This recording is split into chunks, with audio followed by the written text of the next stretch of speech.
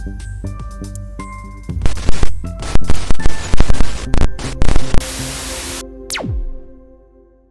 planetlilər və onları gördüklərini deyən insanların danışdıqları. İnsanlıq tarix boyu göylərə baxaraq bir sual verib. Biz bu sonsuz kainatda təkik, yoxsa başqa varlıqlar da mövcuddur? Texnologiya inkişaf etdikcə bu sual daha da aktuallaşır. Xüsusilə son 10 illiklərdə yad planetlər və UFO-larla bağlı minlərlə şahid ifadəsi ortaya çıxıb. Maraqlısı isə odur ki, bu ifadələrin bir çoxu bir-birinə çox bənzəyir. UFO müşahidələrinin başlanğıcı. Müasir UFO müşahidələrinin tarixi əsasən 1947-ci ildən başlayır. ABŞ-da pilot Kenneth Arnold səmada disk formasında çox sürətli obyektlər gördüyünü bildirir. Məhz bu hadisədən sonra uçan boşqab termini ortaya çıxır. Bu hadisədən sonra dünyanın dörd bir tərəfindən oxşar xəbərlər gəlməyə başlayır. İnsanlar səmada səssiz hərəkət edən, ani sürətlənən və qəfil yoxa çıxan obyektlər gördüklərini deyirdilər. Yad planetlərlə qarşılaşma iddiaları. Bəzi şahidlər sadəcə UFO görməklə kifayətlənməyib, yad planetlərlə birbaşa ünsiyyət qurduqlarını iddia edirlər. Travis Walton hadisəsi. ABŞ 1975-ci ildə Travis Walton meşədə işləyərkən dostları ilə birlikdə parlaq bir obyekt görür.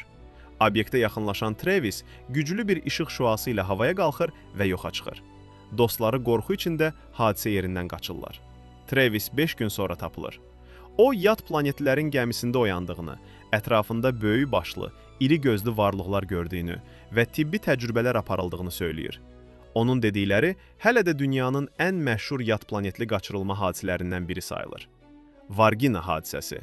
Braziliya. 1996-cı ildə Braziliyanın Varginha şəhərində 3 gənc qız qəribə görünüşlü bir canlı gördüklərini bildirir. Canlının qəhvəyi dərili, iri qırmızı gözlü və qeyri-insani görkəmi olduğu deyilir. Hadisədən sonra bölgədə hərbi maşınların artması, bəzi sənədlərin gizlədildiyi iddiaları bu hadisəni daha da sirli hala gətirdi. Yerli sakinlər illər sonra belə bu mövzu haqqında danışmaqdan çəkinirlər. Telepatiya və mesajlar. Bir çox şahid maraqlı bir detayı vurğulayır. Yad planetlər danışmır, birbaşa beyinlə əlaqə qururlar. Onların dediyinə görə bu varlıqlar yer kürəsini müşahidə etdiklərini, insanlığın təbiətə zərər verdiyini, nüvə silahlarından narahat olduqlarını bildiriblər. Bu ifadələrin dünyanın fərqli bölgələrində eyni cür səslənməsi suallar yaradır. Rusiyadan və Avropadan qeydlər. Keçmiş SSR ərazisində də yüzlərlə UFO hadisəsi qeydə alınıb. Şahidlər uzun boylu, boz rəngli varlıqlar, səssiz uçan gəmilər və iz buraxmadan yox olan obyektlərdən danışırlar. Bəzi hallarda insanlar hadisədən sonra yaddaş itməsi, qəribə yuxular, bədəndə izlər olduğunu deyiblər. Alimlər nə deyir? Alimlərin bir hissəsi bu hadisələri belə izah edir. Psixoloji təsirlər, kütləvi halüsinasiyalar, gizli hərbi texnologiyalar, yuxu iflici. Amma digər alimlər deyir ki, milyonlarla şahidi tamamilə yalançı adlandırmaq da elmi deyil. Xüsusilə kainatda milyardlarla galaktika olduğu halda başqa həyat formalarının olmaması ehtimalı çox aşağıdır. Böyük sual.